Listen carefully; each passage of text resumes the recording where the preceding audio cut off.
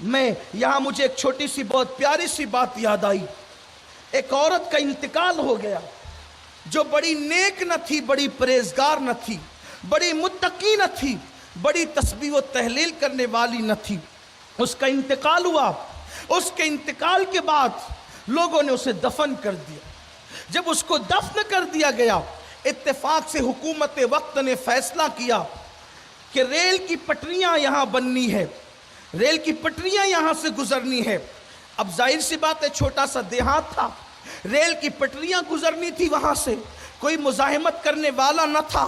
تو قبرستان کے قریب سے ریل کی پٹریاں گزری، اور جب کھدائی ہوئی تو کیا دیکھا کہ وہ عورت جو ایک عام سی عورت تھی.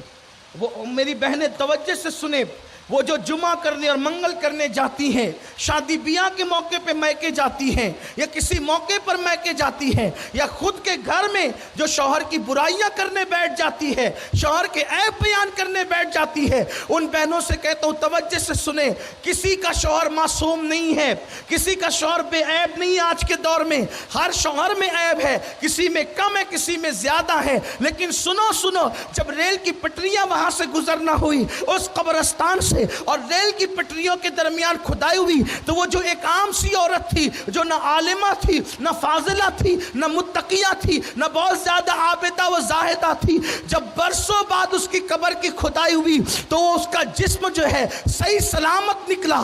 کفن بھی اس کا میلا نہیں ہوا تھا، اس کا کفن بھی میلا نہیں ہوا تھا، اور لوگوں نے دیکھا کہ اس کے لبوں پر تبسم تھی. اب لوگ حیران تھے کہ برسوں بعد جس کا جسم صحیح سلامت نکلا، جس کا جسم صحیح سلامت نکلا، آخرکار اس عورت کی کوئی خوبی تو ہوگی، وہ تہجد گزار ہوگی، وہ قرآن کی کثرت سے تلاوت کرتی ہوگی، وہ کثرت سے باتیں کرتی ہوگی. اس کا کفن بھی میلا نہیں ہوا. لوگ پریشان سے ہوئے، اس کی تحقیق کرنا چاہیے. اس کو دوسری جگہ تو دفن کر دیا کہ وہ کفن میں بھی مسکرا رہی ہیں، وہ کفن میں بھی مسکرا رہی ہیں. اس کا جسم میلا نہیں ہوا، اس کے جسم کو مٹی نے نہیں چاٹا، اس کی ہڈیاں نہیں کھلی، حالانکہ اس کی کوئی تہجد کا کوئی ریکارڈ نہ تھا، تلاوت قرآن کی کثرت کا کوئی ریکارڈ نہ تھا، بہت عابدہ و زاہدہ نہ تھی. لیکن جب لوگوں نے تحقیق کرنی شروع کی تو آخر حقیقت سامنے آ گئی. لوگوں نے کہا اس حقیقت کو اس کے شوہر سے زیادہ کوئی نہیں بیان کر سکتا،